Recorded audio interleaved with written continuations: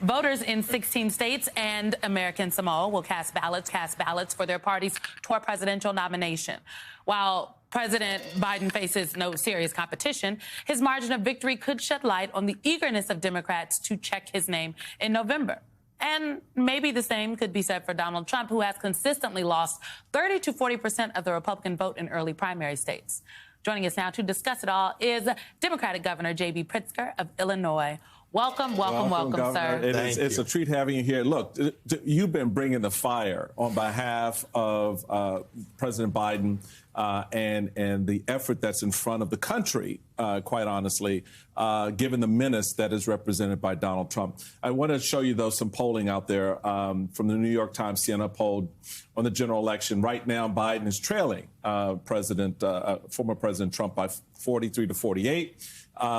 Also, you have conversations out there where you've got Mr. Trump is winning 97% of those who say that they voted for him 4 years ago, while you're looking at Biden pulling only 83% of his 2020 votes. Talk to us a little bit about the work that you see right now in sort of moving the needle within that orbit of influence for the president from 83 to higher 90s. And what does it say right now about where the country is relative to the president and why they look at him, given the strength of the economy, his handling of some pretty gnarly matters, the way he has, and they're like, well, that's just not enough. Well, let's be clear that Super Tuesday is going to be the starter pistol for the general election. We have not yet seen the contrast really put forward to the American people, and it is a stark contrast. We're talking about a president who has stood up for the middle class every single day of his presidency versus a guy who, frankly, gave huge tax cuts to the wealthiest Americans.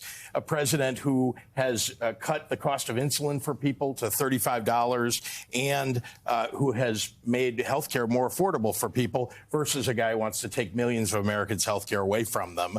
And a president who stands up for a woman's right to choose and for our freedoms. And a guy who put 3 zealots onto the Supreme Court who have taken away a woman's right to choose and many other freedoms. We just talked about voting rights, yet another.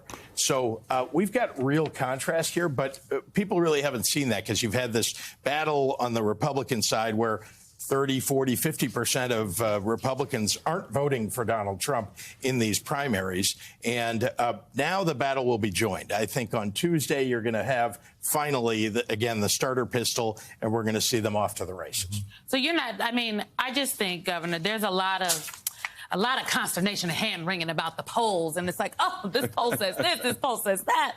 And I'm like, okay, but what are the people going to do?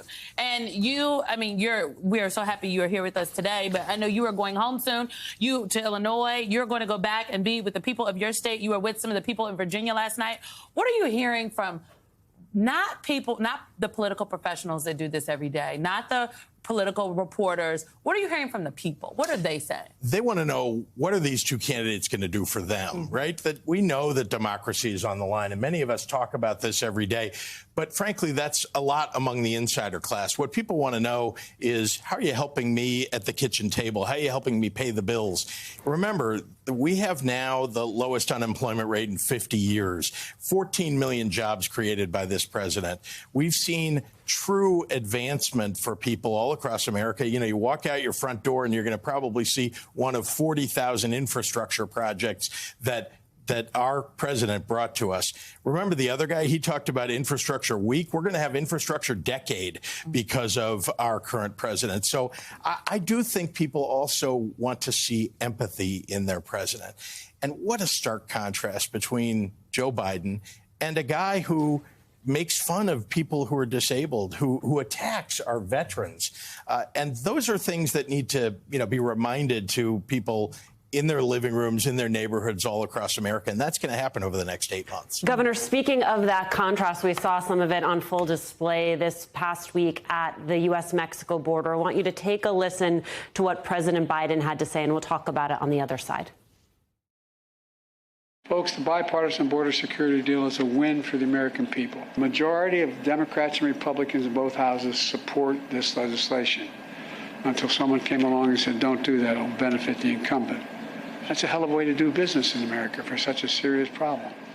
So it is pretty telling, Governor, that I want to talk to the governor of Illinois about something that is happening at the U.S.-Mexico border, because this in many ways has manifested in your state. One of the states with the biggest increases in immigration court cases in this country is yours. You said, this caught my eye during your annual budget address, we don't have any clear idea how long Governor Abbott intends to hold the nation hostage. Relevant, of course, because the governor has been shipping migrants to your state via buses, which I am told by advocates, you don't know when they're coming, you don't know who is on them. It makes it extraordinarily difficult to prepare and to advocate for these migrants. Speak to me about this. What do you do when you don't know how a governor in another state is going to continue to treat this crisis? We reelect somebody who actually cares about doing something about this. Remember, the American people want their president and their leaders to get together and come to some bipartisan compromise. And that's what Joe Biden did and what congressional Democrats did. The Republicans also came to the table, and there was an agreement. And you know who blew that agreement up? Donald Trump. Now, he puts party over country, puts himself over country when he blows up what could have been a good border deal to stop the flow of people across our border and the asylum seekers. Now, we need comprehensive immigration reform, and Democrats have been at the table for 40 years on this issue. Republicans every single time have blown it up, and they did it once again at the behest of Donald Trump. I think that tells you a lot about this election. If you want to actually change what's going on at the border, you want to elect Joe Biden again, because he's the one who's willing to actually come to an agreement about it. Governor, I want to continue with that, though, a little bit, because I think it's an important narrative, given how, what Alicia said about the context of this. You have the governor of Texas, who has such disregard for human beings that he puts them on a bus, lies to them to get them on a bus, and ships them up. Now, they're not American citizens, so he feels he can do what he will with them. Is there an effort among the governors to collectively push back on this? Because I think the strength of what we see here with rogue behavior by certain people, certain governors, is that there is no national outcry. There is no coalition of governors from other states, whether they're impacted directly or indirectly by immigration and migration issues, to say what you're doing is inhumane. Stop it. And either turn the buses back or somehow enjoin him from doing what he's doing collectively. I just don't see that. So I hear a lot of the rhetoric around this, and everybody's outraged, at least on television. But practically, what can a governor like you, a Governor Westmore in Maryland, a Governor Youngkin in Virginia do collectively to tell a colleague governor, your behavior is reprehensible, and it's illiberal, and it's un-American. Stop it. Well, border and immigration policy have to be made by the Congress and the president. And again, we had that at the table, and it could have been done. But the shipping of migrants is not a federal question. It's a state question. He's acting in his capacity as governor of his state. There's no federal conversational law on that. What he's doing is based on his own personal action as governor. No doubt. So you're not going to, a federal bill is not going to address that question. No, but it begins to address the question of people who are coming across the border. Listen, I sympathize with every state that is receiving asylum seekers and even undocumented immigrants who can't manage those. And I suppose that is what Governor Abbott is trying to tell everybody by shipping folks across the country. But what we've seen is that the inhumane way in which he's done it, first of all, it's been completely political. You asked about governors speaking out and telling him what we believe. Kathy Hochul's been doing that. I've been doing that. Jared Polis has been doing that. We're receiving those buses. And I can tell you, people are getting off the buses in the middle of winter when it was minus 30 degrees without a jacket, without shoes. These are folks who are wearing sandals, right. T-shirts, right? And they've been sent hungry as well. And without regard to whether or not we have enough shelter in these cities, he's simply aiming those buses where he thinks there will be maximum political impact.